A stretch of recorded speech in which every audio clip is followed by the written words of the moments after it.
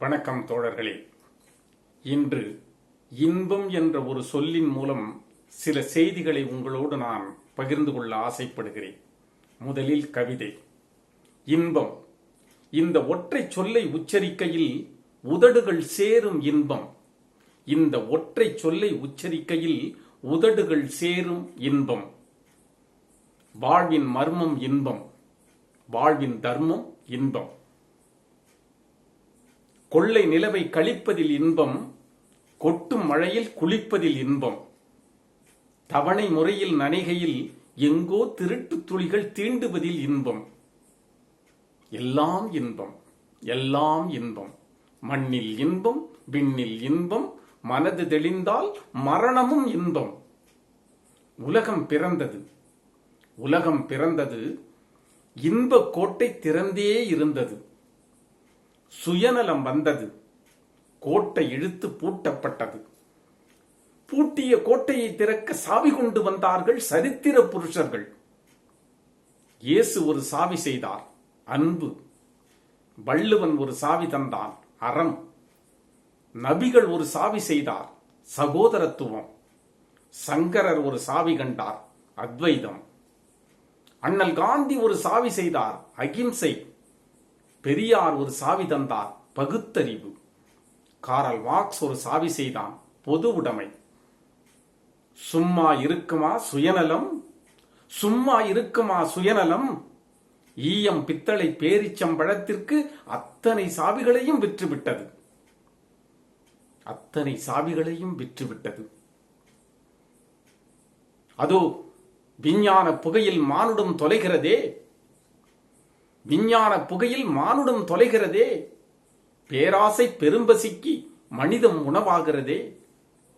மனித குரங்குகள் பொருட்கிளைக்கு தாவியதால் உறவு கிளைகள் ஒவ்வொன்றாய் உடைகிறதே, ஒவ்வொன்றாய் உடைகிறது.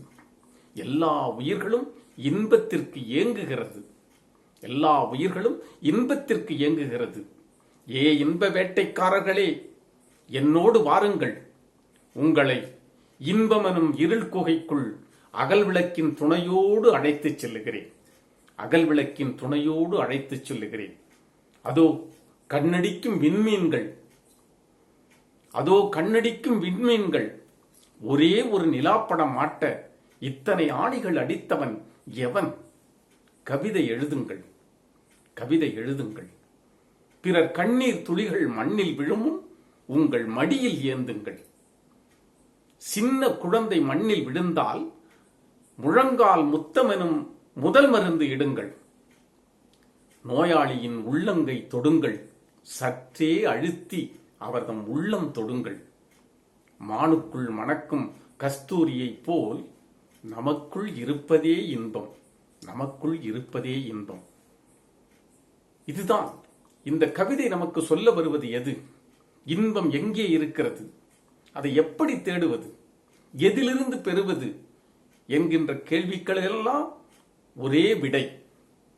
உன்னை பற்றி மட்டுமே சிந்திக்காமல் சக மனிதனுடைய நலத்தில் நீ நாட்டம் செலுத்தினால் இன்பம் எனும் ஊற்று உனக்குள் பெருக்கெடுத்து ஓடும் என்பதுதான் இந்த கவிதையினுடைய சாரம்.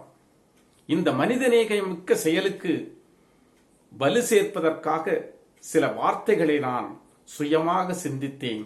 அது வளம் சேர்ப்பதாக எனக்கு தெரியவில்லை. என்ன செய்வது என்று நினைத்த பொழுதுதான் புத்தகங்களை புரட்டினேன், சமூக வலைதளங்களில் என் கண்களை ஓட்டினேன். அப்பொழுது தமிழறிவு மணியன் என்கின்ற அறிவு களஞ்சியத்திலிருந்து சில சொற்களை நான் எடுத்துக்கொண்டேன். அந்த சொற்களை என் குரல் மூலம் உங்களோடு நான் பகிர்ந்து கொள்ள ஆசைப்படுகிறேன். சக மனிதனுடைய நலத்தை பற்றி சிந்திக்காத வாழ்வு ஒரு வாழ்வா? சக மனிதனுடைய துயரங்களில் பங்கெடுக்காத ஒரு வாழ்வு இந்த உலகத்தில் வாழ்வா?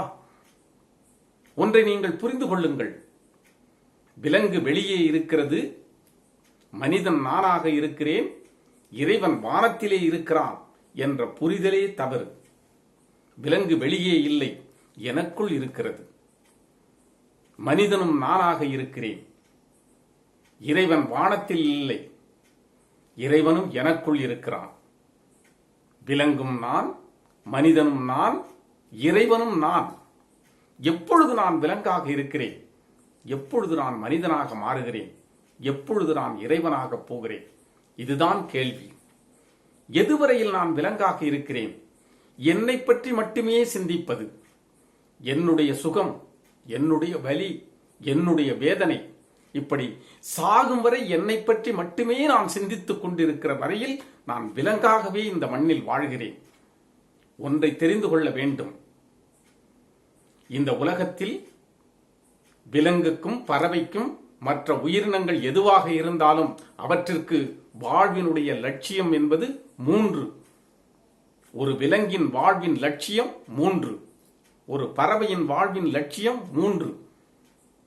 எந்த உயிரினமாக இருந்தாலும் அதனுடைய வாழ்வின் லட்சியம் என்பது 3. என்ன தெரியுமா?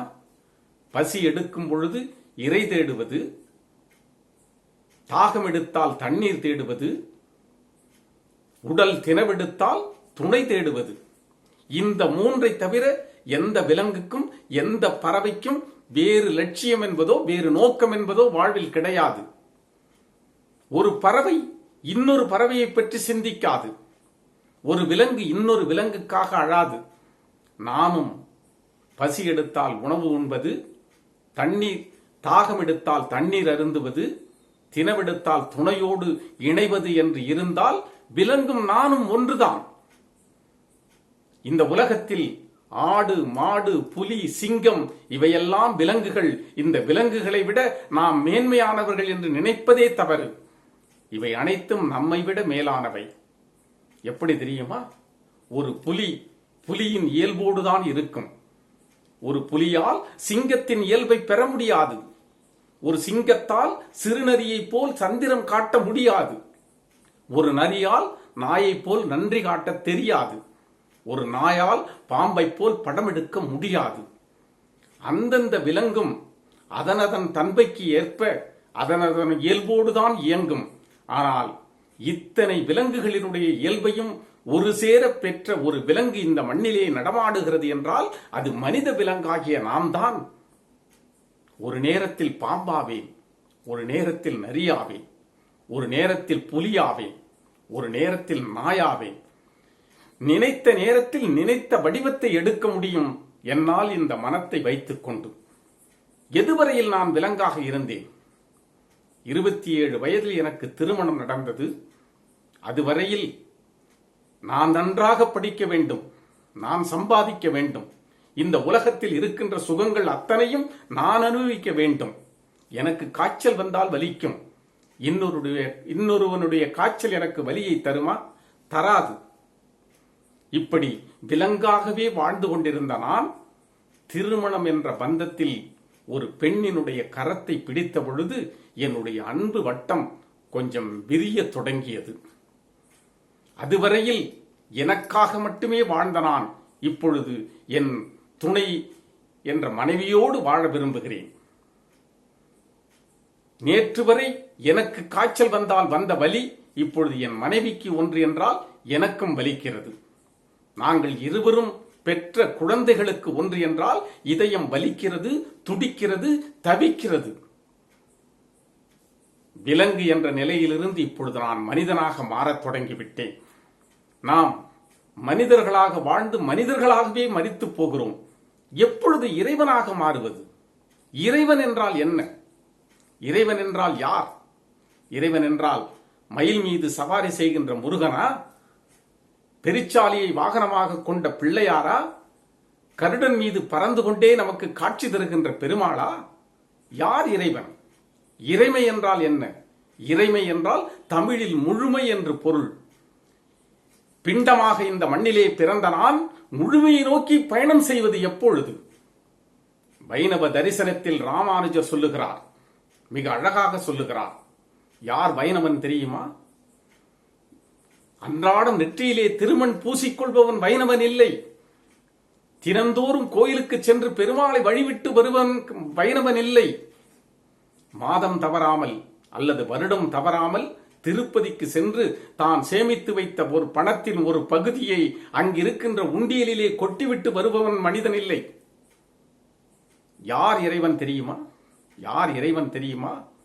வீதியிலே ஒருவன் விழுந்து கிடந்தால் அங்கே விழுந்து கிடப்பவன் வேறொருவன் இல்லை, அது நான் என்ற எண்ணம் எவனுக்குள் எழுகிறதோ, விழுந்து கிடப்பவனுடைய இருதயத்திலிருந்து ரத்தம் வழிந்து ஓடுமானால் ஓடுகின்ற ரத்தம் அவனுடையதல்ல, அது என்னுடையது என்ற துடிப்போடும் தவிப்போடும் எவன் ஓடி சென்று அவனை அள்ளி அணைத்துக் கொள்ளுகிறானோ, அவனுக்கு ஆறுதலாக இருக்கிறானோ, அவன்தானடா மனிதன், அவன்தானடா வைஷ்ணவன், அவன்தானடா இறைவன் என்று ராமானுஜர் அடித்து சொல்லுகிறார்.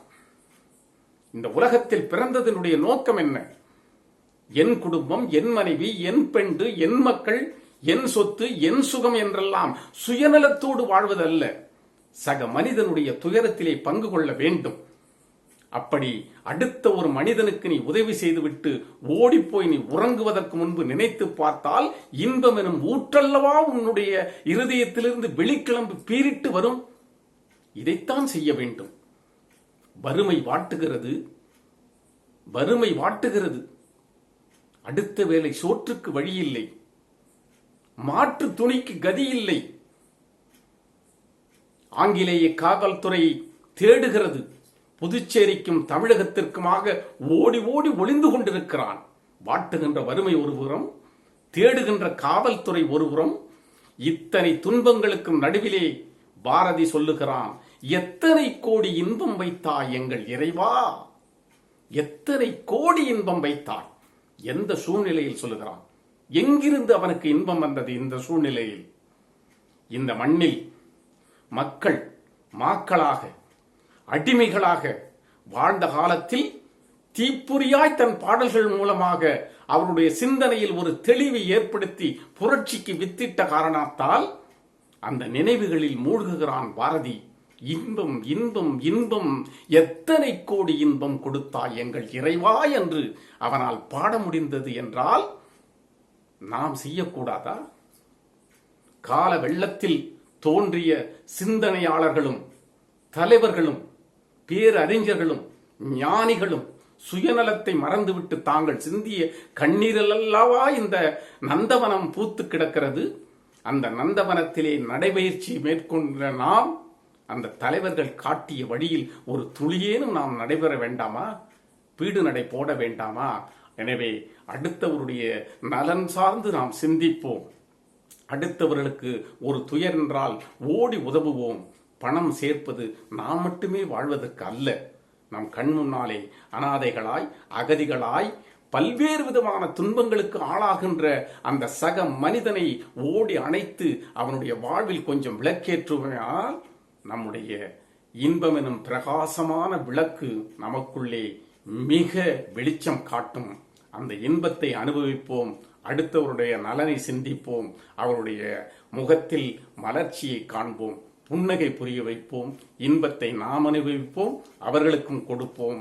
அதற்கான வழிமுறைகளை இன்று முதல் நாம் ஆரம்பிப்போம். நன்றி, நன்றி தோழர்களே.